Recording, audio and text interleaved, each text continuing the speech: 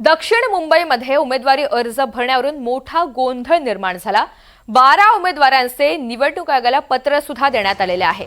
वेळेवर अर्ज देऊन सुद्धा स्वीकारले न गेल्यामुळे अधिकाऱ्यांना पत्र पाठवण्यात आले। वेळेच्या आत येऊन पैसे भरल्याची पावती मिळून सुद्धा कागदपत्र घेतली जात नसल्याची तक्रार नोंदवण्यात आली। 12 उमेदवारांनी तक्रार देऊन निवडणूक आयोगाच्या कार्यालयामध्ये ठिय्या आंदोलन सुद्धा केलं। तर एकंदरीतच काल अर्ज भरण्याचा शेवटचा दिवस होता आणि त्याच पार्श्वभूमीवर दक्षिण मुंबईमध्ये उमेदवारी अर्ज भरण्यावरून मोठा गोंधळ झाला।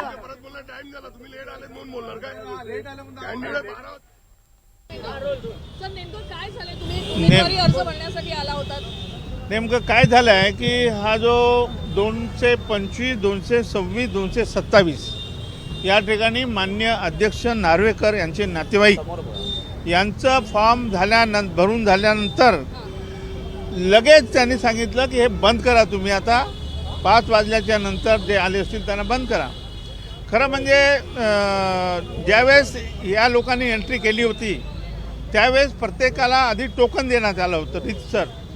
मग याचा अर्थ असा, ज्याच्या टोकन दिलं त्यांना फॉर्म भरून घेणार हे निश्चित आहे। त्यानंतर चेकिंग करून पैसे पण भरून घेण्यात आले, म्हणजे 2500 रुपये किंवा 5000 रुपये असे भरून घेण्यात आले डिपॉझिट। आणि त्यानंतर लगेच काय चक्कर फिरले माहीत नाही, काही कारण नसताना माननीय अध्यक्ष साहेब संविधानिक पदावर असताना 3-3 वेळा आरोच्या रूममध्ये जात होते, बाहेर होते।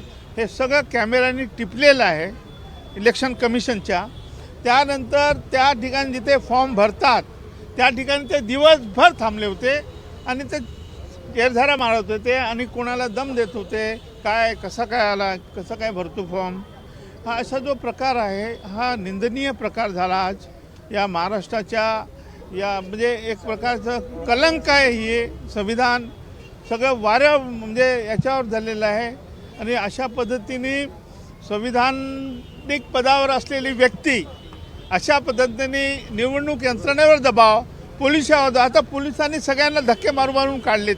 हे आता का त्या विड्रॉ करण्यासाठी त्यांनी कोणाला फोन केला? मला वैयक्तिक माझं खरं म्हणजे काहीच कारण नव्हतं। त्यामुळे तुमची सिक्युरिटी तुम्हाला कशी काय दिली? आज मला 25 वर्षापासून सिक्युरिटी आहे। मी मराठा ओबीसी आंदोलनामध्ये आहे, मला अनेक धमक्या येतात, अनेक म्हणजे मी एक सोशल वर्कर आहे।